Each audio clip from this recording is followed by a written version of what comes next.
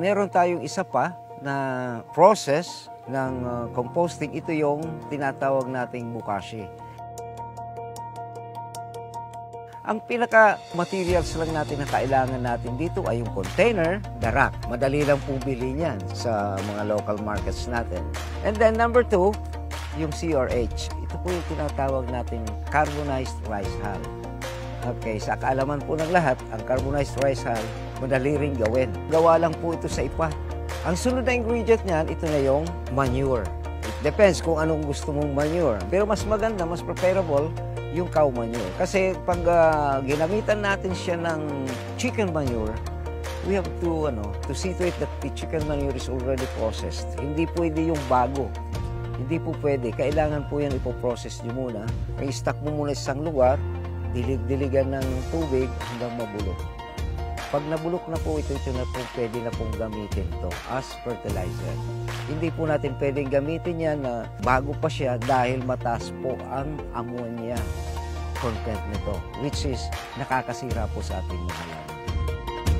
Meron pa po mga idadagdag tayo dyan, yung mga tinatawag natin mga activators katulad ng IMAS. Ang IMAS po, ang ibig sabihin po nito ay Effective Microorganism Activated Solution. And then, yung molasses. Pag meron po tayo nito, pwede na po tayong gumawa ng ating bokashi compost. Para maging moist yung ginagawa nating compost, of course, kailangan natin dagdagan ng tubig, which is 40% of the total volume. So, kung nasa 25 yon, so around kalahati nun, ilalagay natin ng tubig. So, doon na natin ihalo yung IMAS tsaka yung molasses natin para evenly distributed yung concentration ng molasses at tsaka IMAS. Pag na-dilute natin lahat yun, pwede na natin ilagay yung we call this concentrated solution already. Pwede na natin haluin yung tatlong components. At pag nahalo na natin yung na magandang pagkahalo, pwede na natin siyang ilagay sa ating container. Kailangan doon, silyado siya, and then may lalagyan natin ng label, anong pangalan ng produkto natin, say bokashi, and then the date of production, kailan ginawa, and then date of harvest, kung kailan pwedeng i-harvest or pwedeng gamitin. Usually, ang bokashi, piniferment lang po yan ng 1 linggo. After 1 week, pwede mo na siyang gamitin pang-abono. So, ganyan lang po kasimple ang bokashi compost.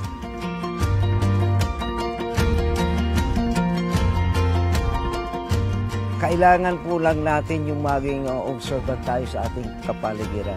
And at the same time, alam po natin yung mga procedures kung paano ito ginagawa. Usually po, dapat po mapag-alaman natin ang organic agriculture production. So, available naman po yan lagi sa TESDA. Kaya itong mga trainees nga namin, very surprised sila.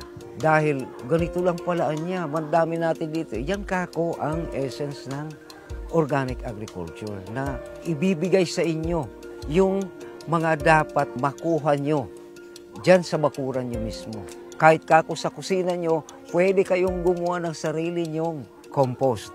With the aid kako sa malalaman nyo about production of organic concoctions and extracts.